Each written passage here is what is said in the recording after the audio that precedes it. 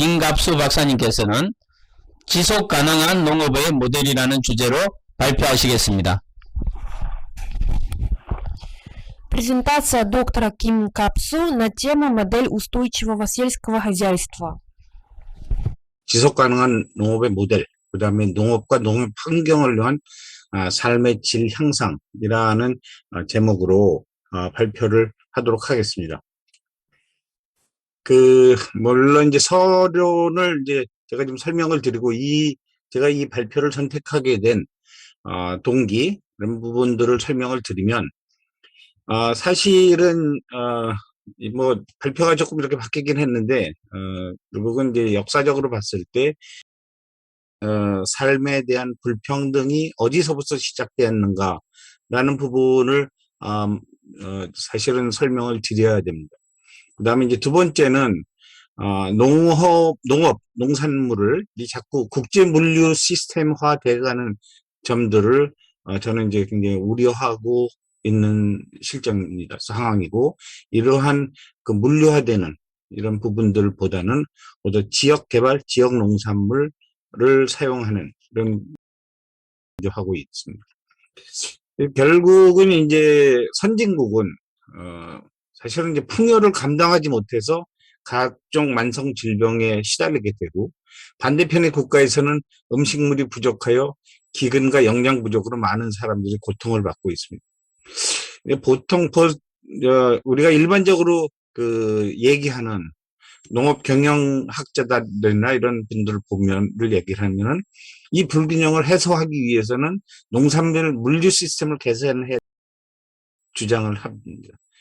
하지만 결국은 이 국제 물류 시스템, 거대한 자본이 투자된 국제 물류 시스템은 결국은 편중된 농산물의 공급 과잉을 초래했고, 또한 이 부족한 지역에서는 가능한 많은 농산물을 수출을 해야 되는 그런 상황이 됐고, 결국은 농민으로부터의 삶의 질이 점점점 나빠지고, 농산물은 결국은 쪽으로 이제 몰리는 이런 역현상을 이제 낳게 됩니다. 그래서 제가 이제 몇 년 전에 이제 아프리카 쪽에 이제 방문을 했을 때, 방금 따온 이제 바나나나 망고를 먹어보고, 이 농산물이라는 것이 더 이상 이 다른 대륙으로 건너가서 소비돼서는 안 되겠다라는 그런 생각을 해봤습니다. 현재 전 세계적으로 농산물의 생산량은 이미 120억 명을 먹여 살리고도 남을 만큼 충분하게 생산이 되고 있습니다. 즉 무슨 얘기냐면 과잉 생산이 되고 있고, 이렇게 생산된 농산물은 유럽의 선진 몇 개국에 약 한 16개에서 20개 정도 되는 국가에서 52% 이상을 소모를 하게 되고, 또 그 중에서 50%는 농산물이 어떠한 이유에서든 버려지는 이나 이런 것들로 버려지는 현상이 지금까지 계속 지속되고 있습니다. 그럼에도 불구하고 실질적으로 농사를 짓는 나라들, 아프리카의 과테말라라든가 이런 나라들은 보면은 아프리카나 남아메리카 쪽의 남부 지역에 결국은 음식물이 없어서 굶어 죽는 이런 역현상을 나타내고 있습니다. 저는 이제 CIS 국가들을 이렇게 다 들어보고 이런 여러 나라들을 이렇게 가보면서 아직까지도 CIS 지역은 이런 아프리카나 남아메리카 쪽보다는 남미 쪽보다는 훨씬 더 안정된 어떤 사회적 구조를 갖고 있다. 지금이라도 이러한 사회적 구조를 잘 활용한 그런 농산물들이 내 유통 시스템 아니면 생산 시스템들이 갖춰지는 것이 중요하겠다라는 생각을 해봅니다. 결국 이제 농산물 유통 시스템으로 해서 농민은 더 이상 농산물을 생산하는 농민이 아니라 터전을 잃어버리고 공장형 농장에서 겨우 목숨을 유지할 수 있는 벌이를 하는 노동자로 전락되는 것입니다. 이 노동자의 삶은 이미 우리 60년대, 70년대를 거치면서 직감적인 많은 경험을 하였습니다. 우리나라뿐만 아니라 독일, 제가 이제 독일에서 한 13년 정도, 14년 정도 살았는데 바로 이제 베를린에서 제가 이제 공부를 마치고 생활을 했었습니다. 동독의 집단 농장의 시스템도 붕괴를 맞이해요. 왜냐하면 구동독 시절에 집단 농장에서 근무했던 농사짓는 사람들은 농민이 아니고 일한 시간만큼 돈을 받는 농사짓는 노동자였기 때문이다 라고 평을 하고 있습니다. 노동자를 다시 농민으로, 농민이 농민으로 살아갈 수 있는 환경을 만든다는 것은 아직 굉장히 저는 중요하다라고 생각합니다. 그러니까 전쟁 후에 지금까지도 대한민국의 국민은 더 좋은 세상을 꿈꾸며 농촌에서 서울로, 서울에서 해외로 자유를 옮겼고 이러한 과정은 아직도 진행 중입니다. 2017년 제가 우즈베키스탄을 방문했을 때도 많은 젊은이들이 조국으로 다시 돌아오기는 하지만 그래도 더 많은 인원들이 이런저런 이유로 자신의 조국을 떠나 외국으로 찾아 떠나가는 말을 이제 듣게 됩니다.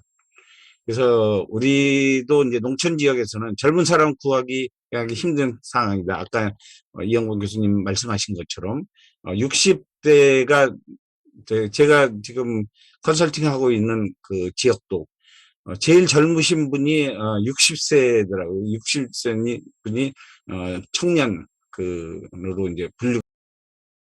그리고 앞으로 이제 지리산과 덕유산을 끼고 전라남도와 경상남도의 대부분 농촌 마을은 소멸될 위기에 있다. 자, 소멸된다는 것은 결국은 황폐화, 사막화로 발전한다는 얘기입니다. 그래서 농촌의 소멸 현상은 아프리카, 중앙아시아, 남미, 동아시아의 많은 국가들이 동일하게 나타나고 있다. 그래서 이러한 소멸 위기를 극복하기 위해서 지방자치들이 부르고 있지만 그 성과는 아주 미미하다. 이 성과가 미미한 이유 중에 하나는 지방에 충분한 먹거리를 갖추고 있지 못하다는 것을 말합니다. 왜냐하면 작은 마을에서도 농산물을 도시로 내다 팔려야 한다는 물류 시스템의 구조 때문에 이러한 쏠림 현상은 막을 수 없는 홍수로. 그래서 작은 마을에서 뭐 경쟁력을 갖춰서 도시에다가 내다 팔기 위해서는 결국은 대다수의 농민은 노동자로 전략하는 이러한 그 아픔을 겪어야 된다는 것을, 그리고 또 이 일자리가 없는 아니면 자기가 농사지을 땅이 없는 노동자들은 결국은 새로운 먹잇감을 찾아서 정처 없이 떠돌게 되는 악순환을 반복하게 되는 것입니다.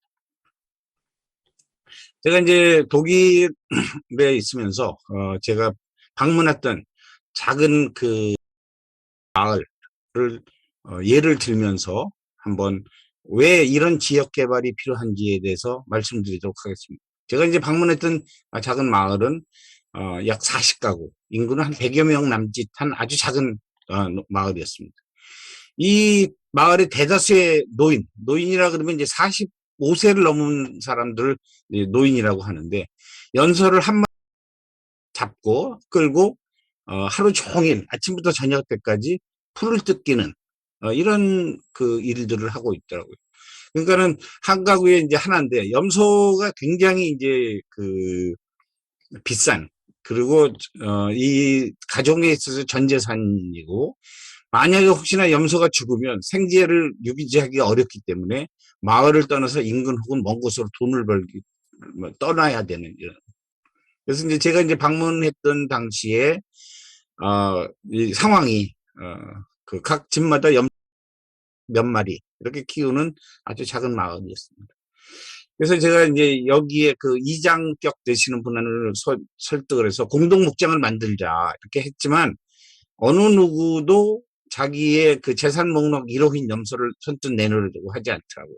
그래서 그 당시에 이제 그 젖을 수 있는 염소 한 마리가 우리나라 돈으로 한 35,000원에서 한 5만 원 정도 됐는데, 그래서 현지에서 달러로 가격이 뭐 2, 3일 아니면 뭐 먹고 살아야 되는 그런 상황인 것으로 봤을 때 이 염소 한 마리는 어마어마한 가격인 것이죠.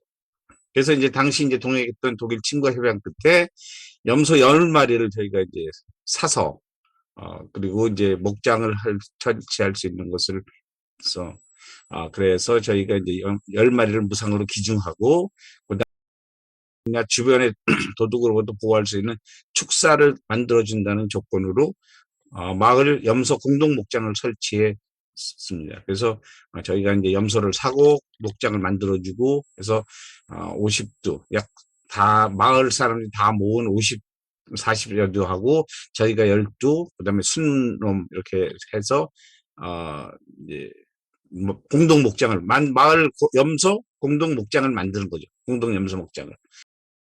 그 이후에 이제 뭐 젖을 정확하게 짜는 방법, 그 다음에 음료, 치즈나 음료를 만드는 방법 등의 장비를 이제 공급해 주고 또 뭐 그런 기술적인 것도 가르쳐 주게 되었습니다.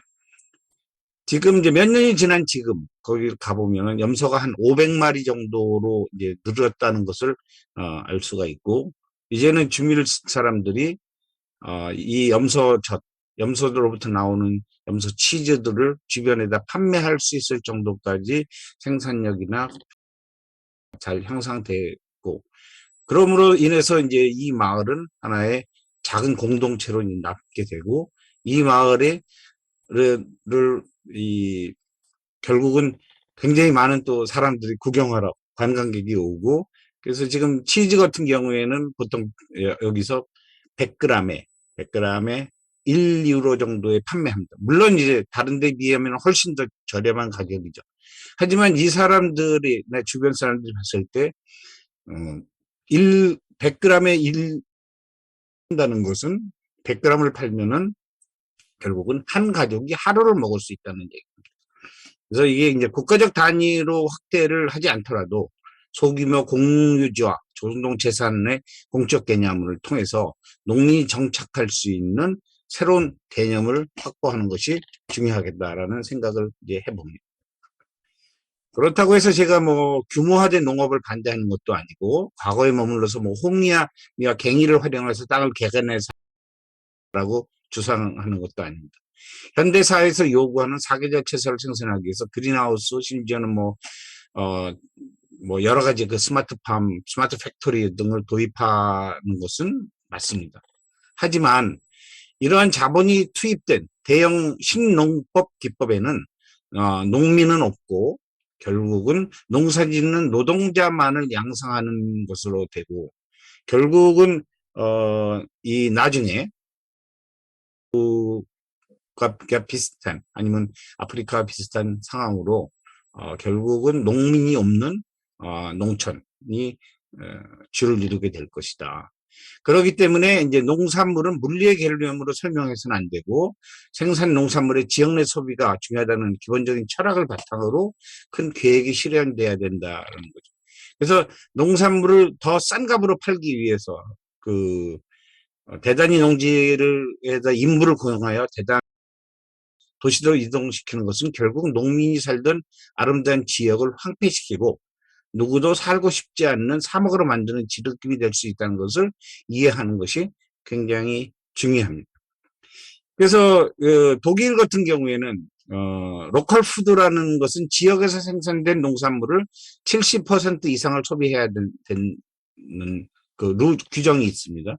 그래서 독일의 결국은 코카콜라나 이런 것들을 팔아서 탄산음료를 팔아서 수익을 올리고 싶어 하지만 결국은 그렇지 못하는 이유는 이런 70%의 룰을 맞추기 위해서입니다. 제가 이제 방문했던 슬로베니아의 농산물 유통회사인 루니시스는 지역에서 생산한 농산물을 지역의 호텔과 식당에 공급하는 업무를 하고 있는데 주변에 2,000여 개의 식당과 호텔을 맞춤형으로 지역 농산물을 공급하고 있습니다. 이 유통회사는 지역에서 생산하는 농산물의 거의 70%를 공급할 수 있는 능력을 확보하고 지역 활성화와 일자리 창출, 지역 농산물의 재분배에 아주 선두적인 역할을 하고 있는 것입니다. 자, 우리가 이제 또 다른 한 예로 봤을 때, 이 지역 개발이 중요하다고 하는 것은 오스트리아의 작은 마을에서 매주 토요일과 일요일 향토 농산물 장터가 열리고 있습니다. 여기서는 이 운동은 뭐냐면 어, 일주일에 2번만이라도 토일만이라도 어, 자기 지역 농산물을 먹자라는 그런 그래서 마트에 널려 있는 열대 과일이라든가 이런 걸 먹지 않고 우리도 이제 그런 운동을 이제 시작을 하고 있는데 처음에는 많은 반대도 부딪혔습니다. 왜 뭐 지역 향토 농산물이라 해가지고 바나나나 망고나 이런 열대 과일을 왜 팔지 못하게 하느냐라고 이제 했지만은 주민들의 지금은 주말장터의 그 작은 텃밭을 이용하여 주말장터를 통해서 판매해 쌈짓돈도 벌로 드리고 뭐 작은 텃밭에는 어떤 농약이나 화학 비료도 주지 않기 때문에 마을 생태계도 이전보다 훨씬 좋아졌을 뿐만 아니라 마을 사람들이 공동으로 참여하는 장터에서는 정기적으로 만나 마치 축제를 하는 분위기로 마을 사람들과 대화도 많아지고 서로 간에 화합의 분위기도 좋아지는 계기가 되었다고 입을 모아 직접 경험을 했습니다. 결국은 이 작은 마을을 살리는 움직임, 로컬 디벨로핑 무브먼트 지역 개발 운동은 작은 공동체로부터 시작한 운동을 통해서 그 지역과 광역 단위의 국가적 단위로 퍼져나갈 수 있는 나비 효과, 외부 이펙트를 첫 출발점일 것이다. 결국 농산물은 물리의 대상 개념으로 시작한다면 자연스럽게 농촌의 어느 마을도 주민이 살지 않아 황폐화되는 일은 이제 없을 것이라는 생각을 해봅니다. 로컬 푸드라는 것은 단지 농촌문의 문제가 아니라 도심에서도 도시농업을 통하여 지역 농산물의 효과를 충분하게 볼 수 있을 것입니다. 영국 런던 같은 경우에 도시농업의 비율을 10% 증가된다면 농산물을 공급하기 위해서 런던으로 들어오는 트럭을 하루에 500대 이상 줄일 수 있으며 그래서 한 20% 이상을 절약할 수 있다는 보고서를 읽은 기억이 납니다. 천만 인구 서울에서 적어도 개인이 소비하는 농산물 야채 1%를 개개인이 생산하여 소비한다 가정해보면 1인당 하루 100g, 10g이 아니라 100g을 소비한다고 가정했을 때 약 1000톤. 그리고 이렇게 되면 200대가 들어오지 않아도 되는 환경이 형성될 것입니다. 그래서 농산물을 지역에서 생산하여 그 대부분의 지역을 소비하는 환경을 조성하는 것은 인간의 삶의 질을 높여줄 수 있는 아주 기본적인 원칙일 것이고 CIS를 포함한 모든 국가에서 적용할 수 있는 원칙이며 해법일 것이라고 생각합니다. 그래서 지역 농산물을 상정하면서 유럽 등의 선진국은 질병 없는 건강한 사회를 그 외에 저소득 국가에서는 기근과 영양 결핍, 만성적인 경제적 핍박으로부터 벗어날 수 있는 우리 공동 유토피아를 건설할 수 있는 초석을 마련할 수 있을 거라는 생각을 해봅니다. 그래서 우리가 이제 유토피아라는 말을 우리 한국식으로 해석을 하면 그러면은 땅이 있다. 뭐냐면 농사지을 경작 면적이 있는데 너와 나 사이에 농사지을 땅이 있다라는 것은 가장 행복한 그런 컨셉이 아닌가라는 생각을 해보면서 생산량이 증가되는 거, 뭐 생산량을 증가시키는 방법 이런 것들은 이미 많이 개발이 돼 있고 많은 그 노력을 해왔습니다. 뭐 지금 현재 저도 이제 농업에 관련된 한 40여 년 동안 농업 전문가로서 일을 하면서 축산과 그래서 생산성 증가를 위해서 노력하는 것은 이런 아무런 부질없는 생각을 합니다. 생산성 증가의 문제가 아니라 얼마만큼 그 퀄리티 있는 좋은 질의 농산물을 생산을 해서 많은 사람들에게 공급을 할 수 있느냐 하는 것이 가장 기본적인 거고 마지막으로 제가 이제 마크 포터라는 그 분이 이제 주장했던 그 나라에서 가장 잘할 수 있는 것만 해라. 그렇기 때문에 후진국에서는 농사를 잘 지어야 된다. 라고 말하는 논리는 좀 맞지 않는다. 그리고 이러한 것들이 농업은 결국은 그 나라의 국민이 잘 먹고 살 수 있는 정도의 면은 충분하다. 아까 이영범 교수님이 말씀하셨던 것처럼 이제는 질적으로 우수한 농산물을 생산을 해서 그 농산물을 더 많은 사람이 행복해질 수 있는 환경을 조성하는 것이 국가 농업 정책의 앞으로 이제 기반이 되어야 된다라는 것을 말씀드리면서 저는 이번 그 강의를 마치려고 합니다.